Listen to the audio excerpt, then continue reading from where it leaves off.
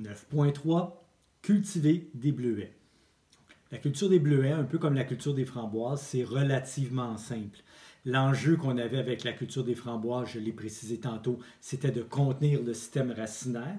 Pour les bleuets, je vous dirais l'attention particulière qu'il faut porter, c'est au sol.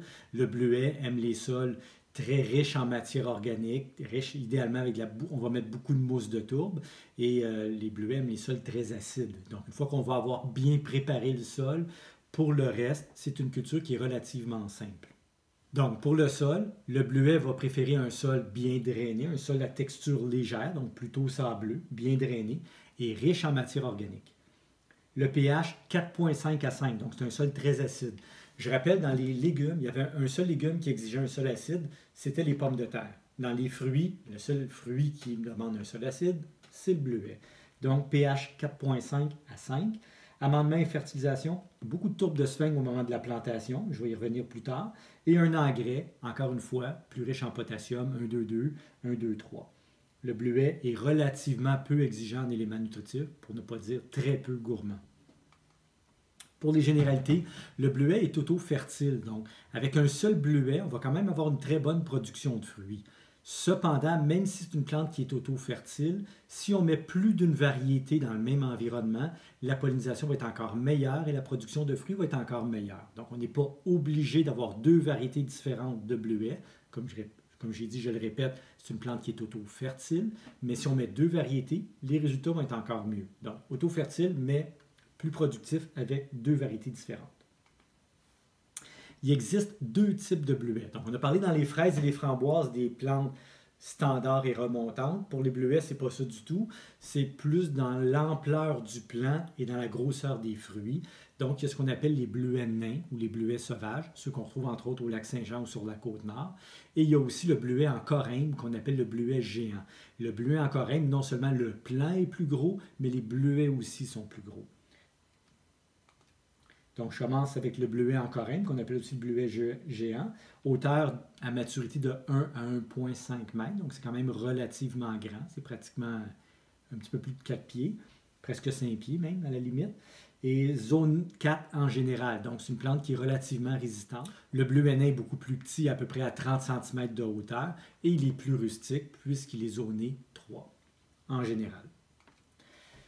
Plantation, c'est là que ça se passe pour le bleuet. Donc, mélanger 50 de tourbe de sphène à 50 de terre existante. Si le sol est un peu alcalin, on peut mettre encore plus que 50 du mélange en tourbe de sphène. Planter 5 cm plus profond qu'il ne l'était dans le pot. Donc, ça ne pourrira pas. On peut se permettre de le planter plus creux. On n'a pas besoin de mettre de mycorhizes parce que les mycorhizes ne font pas d'association avec les plantes de la famille des éricacées dont fait partie le bleuet. Et on applique un bon paillis d'au moins 5 à 10 cm d'épaisseur. C'est un peu contradictoire, là, mais le bleuet veut un sol très aéré et en même temps, il veut garder beaucoup d'humidité autour des racines.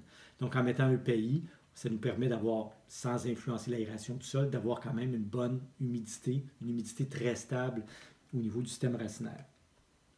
Pour la culture, évidemment, maintenir le pH acide. Donc, on va acidifier le sol au départ et ça peut être nécessaire les années suivantes d'ajouter un petit peu de soufre ou de sulfate de fer ou encore de la mousse de tourbe de sphène, pour maintenir l'acidité du sol.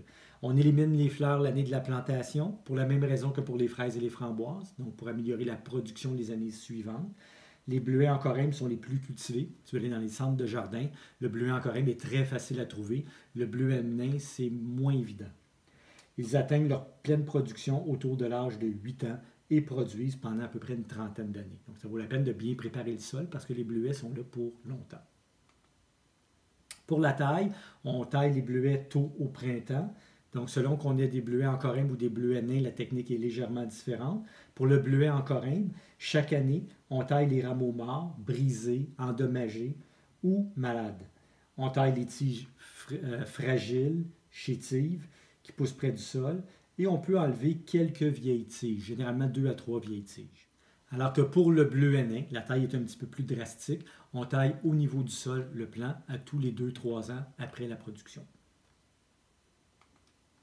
Pour ce qui est de la récolte, récolter les fruits une semaine après qu'ils soient devenus bleus, donc il ne faut pas les récolter trop tôt, sinon le fruit n'est pas très sucré. Et il existe des variétés hâtives, mi-saison et tardives, un peu la même chose qu'on avait dans les fraises et dans les framboises.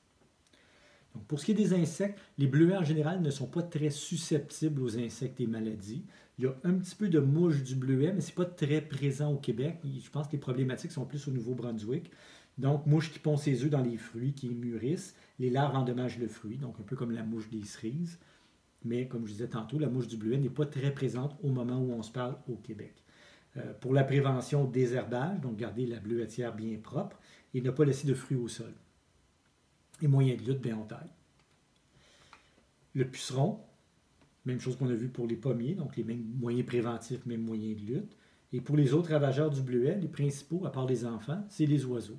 Donc, comment on va protéger les bleuets des oiseaux? Avec des filets. Même dans les bleuetières, ça existe. On peut mettre des grands filets au-dessus de la bleuetière pour éviter que les oiseaux viennent se servir quand les fruits sont mûrs. Pour ce qui est des maladies particulières au bleuet, le chancre des tiges. Donc, on le voit ici, c'est une décoloration rougeâtre ou brunâtre sur les tiges. Les feuilles finissent par sécher. Prévention, encore une fois, la taille, désherber, donc garder ça propre, éviter les excès d'azote et éviter de cultiver dans un sol qui est mal drainé. Moyen de lutte, tailler les tiges atteintes. Et la pourriture grise qu'on avait vu dans les fraises, les framboises, qu'on retrouve aussi dans les bleuets et qu'on va retrouver aussi un petit peu plus tard dans les raisins. Donc, c'est tout pour les bleuets. Et la dernière plante fruitière au programme, la vigne. Donc, cultiver des vignes. Donc, pour les vignes, le sol, texture moyenne ou légère. Donc, encore une fois, un sol intermédiaire à tendance sableuse, bien drainé. Souvent, les vignes vont même pousser dans des sols très rocailleux. pH autour de 6, 6,8, donc un pH à peu près normal. Pas trop riche en matière organique. De façon surprenante, les vignes poussent souvent dans des sols très pauvres. Donc, pas beaucoup de matière organique. On parle généralement de 4% ou moins de matière organique dans les vignobles. Amendement et fertilisation. On peut mettre un petit peu de compost, mais pas trop, et un engrais avec un ratio 1, 2, 3. Et comme on dit, la vigne est peu exigeante en éléments nutritifs. Donc, quantité de compost minimale et engrais aussi en très petite quantité. Généralité, la vigne est auto-fertile, donc elle va produire tout seul. Un seul plant va être très productif. C'est une plante grimpante qui fait des vrilles. Ça ne peut pas grimper sur un mur, mais si on offre un treillis, une clôture, la vigne va facilement grimper et s'installer. Il existe des cultivars adaptés à notre climat. Donc, traditionnellement, la vigne est cultivée dans les endroits plus chauds, comme la France, l'Italie ou le Portugal ou l'Espagne, mais il y a des variétés qui sont adaptées au Québec et qui peuvent permettre de produire un vin de qualité acceptable.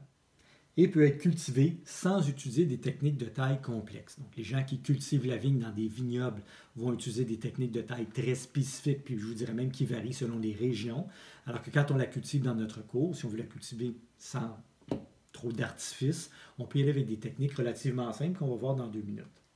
Donc, culture. Choisir un endroit ensoleillé et chaud. La vigne aime quand même la chaleur. Tantôt, c'est une plante qui est habituée à des climats plus cléments que ceux du Québec. Bonne circulation d'air nécessaire. La vigne est très sensible aux maladies fongiques. Donc, si le plant est trop dense et que l'air ne circule pas, évidemment, on va avoir beaucoup de maladies dans les vignes. Pour la taille. Donc, je vous disais tantôt, il existe des techniques élaborées pour tailler les vignes, mais si on veut se simplifier la vie, je vous dirais qu'on pourrait s'en tenir à ces 2 techniques de taille-là. Donc, taille d'entretien minimale, tailler les branches mortes au besoin et les parties trop longues. Donc, on taille dans le fond tout ce qui dépasse. Fait que si on veut que la vigne prenne un certain espace, tout ce qui dépasse cet espace-là, on peut tout simplement l'éliminer avec notre sécateur. Taille de rajeunissement au besoin. On pourrait rabattre à 30 cm du sol au printemps pour des vieilles vignes, des vignes toutes enchevêtrées, donc on repart à zéro. Évidemment, si on rabat la vigne, on n'aura pas de production de fruits cette année-là, ou très peu, mais les années suivantes, la vigne va se reprendre. Pour ce qui est de la récolte, éliminer les fleurs la première année. Donc, même chose qu'on a vu dans les fraises, les framboises et les bleuets. On enlève les fleurs pour permettre à la plante d'avoir un maximum d'énergie pour s'implanter la première année, pour être ensuite plus productive les années suivantes. Les récoltes sont plus abondantes normalement à partir de la 3e année. Mais dès la 2e année, on commence à avoir des raisins à manger. Variétés. Certaines variétés sont bien adaptées au climat québécois. Vous allez avoir ça en annexe dans le cahier. Donc, les variétés de vignes adaptées au Québec. Pour ce qui est des insectes, l'altise, donc l'altise qu'on avait vu dans les légumes, celle qui fait des petits trous dans les feuilles. Donc, il y a une altise de la vigne, petit insecte noir qui fait des trous. Prévention, désherbage, donc garder ça propre autour de la vigne. Cendre de bois sur les feuilles, j'en ai parlé tantôt quand je parlais de prévention des maladies et des insectes. Donc, de saupoudrer de la cendre de bois sur les feuilles, c'est excellent contre les insectes broyeurs, dont l'altise. Et un paillis de sureau, un paillis de feuilles de sureau, semblerait que ça éloigne cet insecte-là. Moyen de lutte, jet d'eau, cendre de bois, j'en ai parlé, ça peut être en prévention et en lutte. Savon insecticide et le pyrètre. La punaise terne, on en a parlé dans les fraisiers et les framboisiers. Et pour ce qui est des maladies de la vigne, il y en a plusieurs et surtout sont très fréquentes. Donc la pourriture grise, qu'on a vu dans les autres petits fruits aussi, très fréquente chez les vignes. L'oïdium aussi, très présente dans les vignobles. Et le mildiou aussi, qui est une maladie courante dans plusieurs légumes du potager, mais qui est très présente aussi chez les vignes. Et c'est tout pour la culture de la vigne. Et ça met fin à la matière du cours de végétaux comestibles. Je vais quand même ajouter quelques éléments à la fin, mais en gros, le contenu se termine ici. Merci de votre attention. Il vous reste quand même des choses à faire. Pour terminer la partie sur les fruits, je me permets quand même de vous inviter à regarder la page 118 de votre cahier qui vous fournit un beau tableau synthèse qui peut être très pratique pour apprendre des notions importantes sur les fruits. Donc, le premier tableau, évidemment, dans la première colonne, c'est le nom des fruits. Ensuite, vous avez les familles.